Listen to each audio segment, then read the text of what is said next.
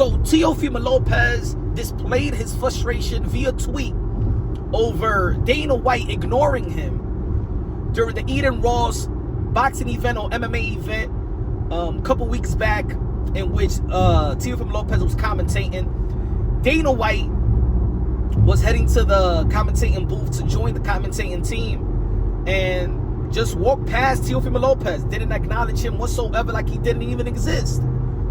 So Teofimo Lopez basically saying in this tweet, like, look, this is the respect that fighters and combat fighters get.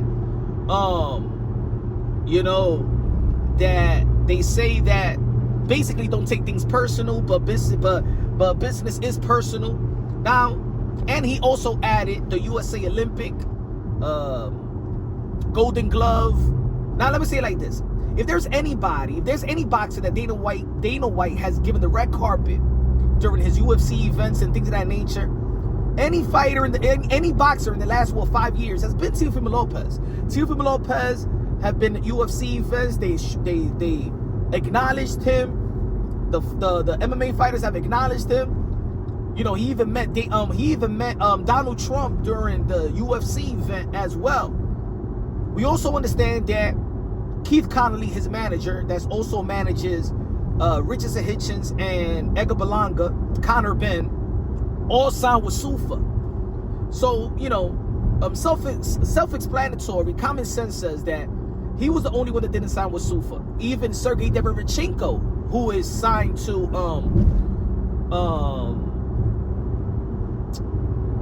Keith Connolly, and Keith Connolly is the best manager in the sport of boxing, have signed with SUFA. The biggest name would have been Teofimo Lopez if he would have signed to SUFA. So maybe Dana White, I'm just saying allegedly, he's irritated with Teofimo Lopez that he didn't sign, and he probably thought that if anybody would have signed with him when he got into position in the sport of boxing, will be Teofimo Lopez, because Dana White, and you could see, have shown out of every other boxer, like I said, in the past 5 years, have acknowledged any other boxer will be Teofimo Lopez. So we understand that Teofimo Lopez is the only one of Keith Connolly fighter that didn't sign. But I wouldn't go as far, if I was Teofimo Lopez, I wouldn't go as far in adding the USA Olympic, like you know, in reference to him being feeling that he got snubbed by Dana White, because the first entity that have snubbed Teofimo Lopez was USA Olympic. That was the first entity that ever snubbed Teofimo Lopez. So I don't know why he added them. Remember, Teofimo Lopez in the 100+ year in the sport of boxing, or 80+ years in USA boxing, was the only USA boxer to win the USA Olympic trial and didn't get picked to represent USA, thus having to choose to fight for Honduras. So I wouldn't even know why he chose to add the USA Olympic or things of that nature, saying, hey parents, look out, just get used to this political game in the professional level. Nah, it happens in the amateur level.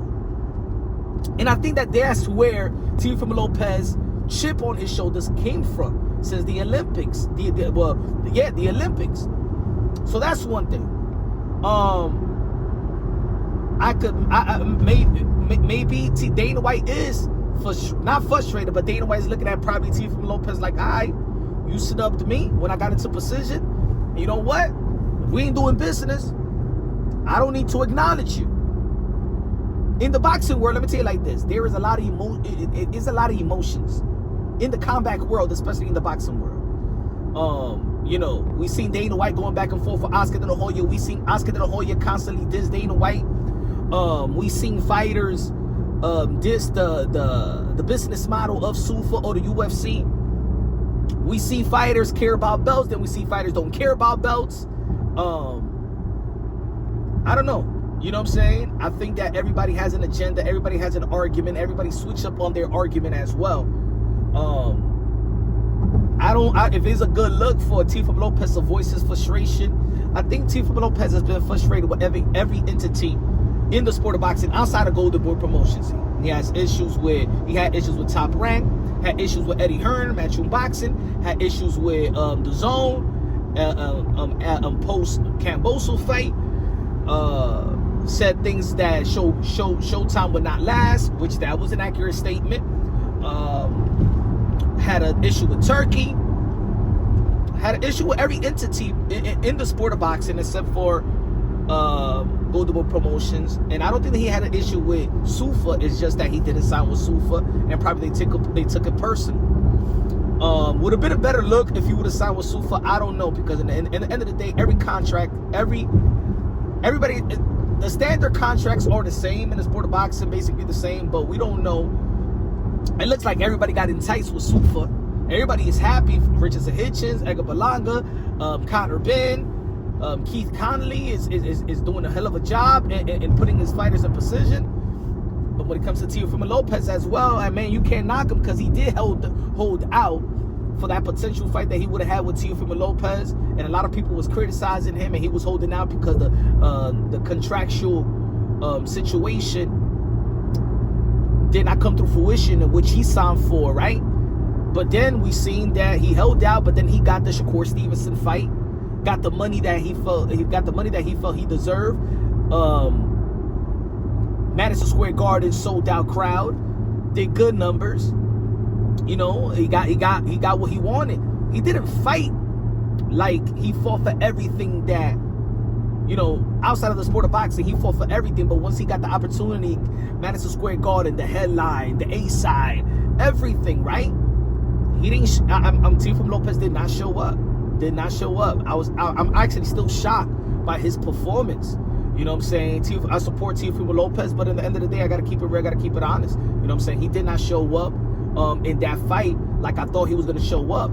Physically and mentally, you could see that something was going on. I mean, allegedly, people feel like, you know, somebody pressed them, somebody sent some death threats or something like that, because the way that he performed in that moment, the moment that he'd been waiting for, the moment that he was fighting for, all these entities, the pay, the headline, the A-side, everything, sold out Madison Square Garden, born in Brooklyn. This was a dream come true, but he didn't perform like it. Now, does he think that his value is still the same after the performances of Shakur Stevenson? Maybe the negotiation table, they didn't feel that the value was the same. I mean, maybe he felt, I don't know, this is what I'm saying. Maybe he felt like, hey, yo, Conor Ben got $15 million. What type of money y'all throwing me? Y'all throwing me the same type of money as Edgar Berlanga, Richards, and Hitchens. Maybe he didn't like this long-term deal. Maybe he just want a one-off. Maybe he don't think that they came correct, you know, in the negotiation table. Sometimes maybe fighters think that they bigger than what they really are, or you know, we don't know. We don't know the logistic of the deal, but it seems like there was a deal on the table. That's common sense. There was a deal on the table, because everybody that is with Keith Connolly had a deal, and of course Teofimo Lopez had a deal, and probably he didn't like it, and plus, so he ain't signed with Sufa and Dana White, and they snubbed him when they look at him. I mean, that's the way that is common sense. I would like to see Teofimo Lopez back in the ring soon as possible. I think he's too young, too good to stay inactive, just fighting once a year, or not fighting once a year, but not fighting enough. He should be fighting enough. I think he should have been back in the ring this summer. Probably he got something down the line, because every time that people don't know what's going to happen next with Teofimo Lopez, he does have a great deal waiting for him, or maybe he's waiting on a lot. Maybe he does have a lot of options. Maybe he had more options than the other fighters, right? So maybe he's taking his time, you know. But we don't know. It seemed kind of odd that Dana White did ignore him.